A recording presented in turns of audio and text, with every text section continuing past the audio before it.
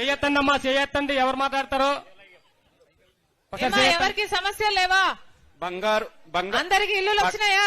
బంగారు చెల్లయ్యమ్మ ఇల్లులు వచ్చినాయా తల్లి? బంగారు చెల్లయ్యమ్మ. అందరికి పెన్షన్లు వస్తున్నాయా? అందరికి ఉద్యోగాలు వచ్చినాయమ్మా బిడ్డలకు? ఇక్కడ మాట్లాడతారట, ఒక్క నిమిషం మేడం. నమస్కారం అండి, నా పేరు లోవరాజు. గొల్గొండ మండలం నర్సీపట్నం నియోజకవర్గం చీడువాల పంచాయతీకి సంబంధించిన నేను ఒక ఓటర్ని.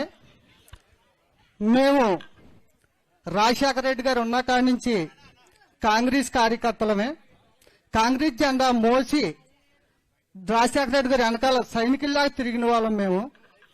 రాజశేఖర రెడ్డి గారు చనిపోయిన తర్వాత మీ కుటుంబానికి జరిగిన అన్యాయం కోసం మీ వెనకాల ఆ జెండా ఒగ్గేసి మీరు నమ్మిన సిద్ధాంతానికే వైఎస్ఆర్ జెండా, ఇక్కడ ఉన్న కాంగ్రెస్ కుటుంబం అంతా వైఎస్ఆర్ జెండా భుజాన్ని వేసుకొని మీ పాదయాత్ర చేసినప్పుడు మీ వెనకాల జెండా పట్టుకొని తిరిగాం.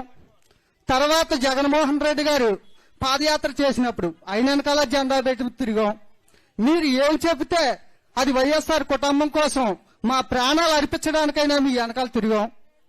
తిరిగిన దానికి మీరు 2000 మీరు పాదయాత్ర చేసేటప్పుడు అన్నగారు జైల్లో ఉన్నప్పుడు కాంగ్రెస్ పార్టీ ఏం చేసిందో మీరు చెప్పుకొచ్చారు. మీ మాటలకి ఏ కార్యకర్త కూడా వెనక జరగకుండా రాజశేఖర రెడ్డి కుటుంబానికి ఇంత అన్యాయం జరిగితే సామాజిక కార్యకర్తలుగా మన పరిస్థితి ఏంటని ప్రతి కుటుంబం కాంగ్రెస్ కుటుంబం వైఎస్ఆర్ కుటుంబం అయింది. అప్పటి నుంచి ఆ జెండా మోస్తున్నాం, మీరు చెప్పిందే చేస్తున్నాం. జగన్మోహన్ రెడ్డి గారి పరిపాలనలో ప్రతి పేదవారు అందరూ సుభిక్షంగా ఉన్నారు.